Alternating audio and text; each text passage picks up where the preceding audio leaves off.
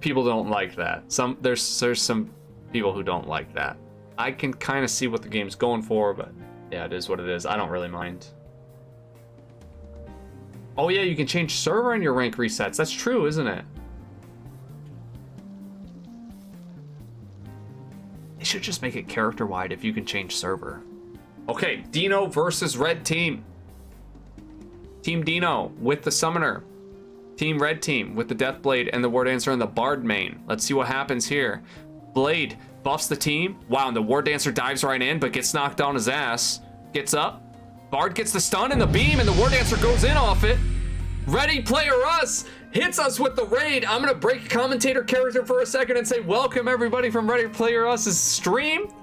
We're watching a Korean PvP esports tournament right now. Grab yourself a drink, grab yourself a snack. Cheers everyone, thanks for coming by and enjoy the esports tournament with us. I'm doing my own commentary and we're watching the matches here. Let me give a shout out to Ready Player Us. Everybody check them out. I mentioned them earlier. They're getting into PvP as well, and you get to see the perspective of a newer player sort of learning everything. It's actually pretty cool. Although he's getting pretty good pretty quick on his artillerist. All right, so what's up Slasher? What's up everybody coming in? Back into the match here. No kills have happened yet. We haven't missed a kill. Enemy War Dancer pushing, or a Red War Dancer pushing the blue spawn here. Red team's up in their grill. Blue Paladin gets launched and tries to use the Guardian. Oh, and is using an ult here. Okay, blue team's about to go off. They're gonna kill the Deathblade. They drop him and they're gonna push 3v2 with the shields. They got the Bard. Both War Dancers use tornadoes. Blue War Dancer gets a kill on the Bard. That's 2 up for blue team, and now they're trying to 3v1 the striker, or the War Dancer, excuse me, from the red team, but they don't get him. Okay, so the Paladin ult wears off for blue team, and they're sort of backing off here, trying to get their position, and blue Paladin's low. Blue War Dancer is very low as well. Summoner puts up the self shield. I think it's going to try to initiate for the blue team, but the red Blade goes in on the blue War Dancer here. Blue Paladin puts up shields, but oh, the red team, nice Bard stun, nice beam. They're catching the War Dancer out here, and the War Dancer does fall for the blue team. Red team moving in now, 3v2, trying to catch the Summoner, picks up the Paladin. The War Dancer trying to finish the kill. Phoenix dive in, gets it, and it's a 2-2 game. But the red War Dancer gets launched. Wow, look at the peels. Both teams peeling for each other excellently here. Blue Summoner's pretty low though, and taking the fury of the red War Dancer here with the tornado, and even picks up the new blue member right out of the spawn. Kills the Summoner. Red team's up. They were down 0-2 and they're up 3-2 now, man.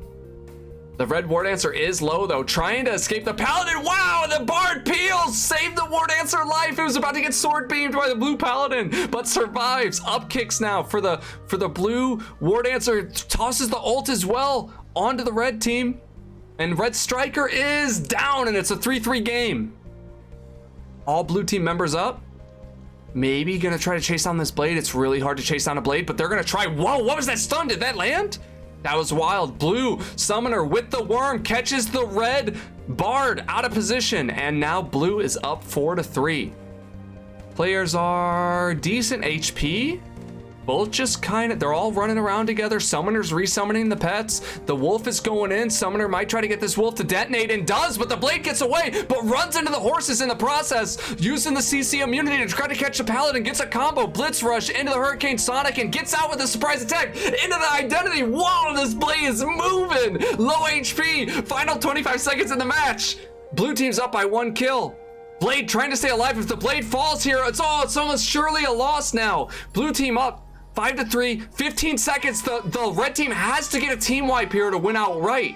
Otherwise, they can tie it best, but even that's better than losing. 2-3 blue players all low. 6 seconds left on the clock. 1 blue team falls. 1 kill remains for red, but the Paladin gets the triple launch. Counter initiation. High five to the Paladin. Launched the entire red team and beamed all 3 of them. That was sick. What a pally strike, dude. Imagine standing your ground versus an entire team trying to kill you and just launching all 3 of them. Man, that had to feel good. Damn, that was good. What a play. Okay, so it was It was, it's hard for me to see which team it was. I think it was Dino that won that. Dino was the Paladin team. Yeah, Dino definitely won it because the other team had a Bard. The Bard team lost. Okay, so Dino takes their first match of the tournament today. Look at them, turning things around. They had a rough start. They went 0-2 in their first set that we watched, but they take the first game here.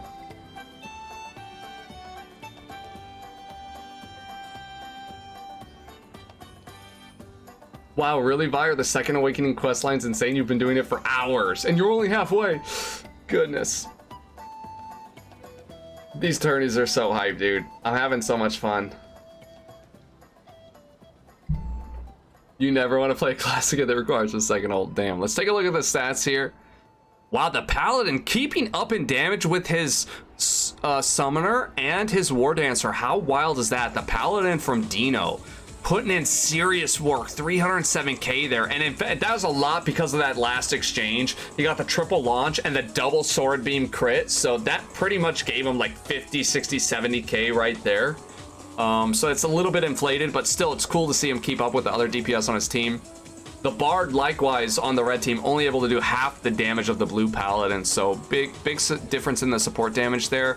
And just in general, the blue team did a little bit more damage and resulted in a little bit more kills. So we'll see what adjustment the Bard main team does. Maybe they switch off Deathblade War Dancer. We've seen a lot of War Dancer this tournament, by the way.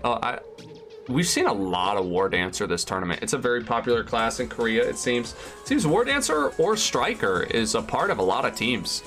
And it's interesting because even though they're like a male and female version of the same class, they are a bit different. I mean, that War Dancer provides some support that the Striker doesn't, but you either see like a War Dancer or a Striker on a lot of these teams. It's interesting.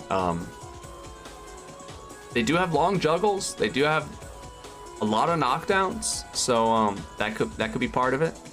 Man, looking at the highlights here, the blue Paladin really popped off. Wouldn't doubt if they give him player of the game this game.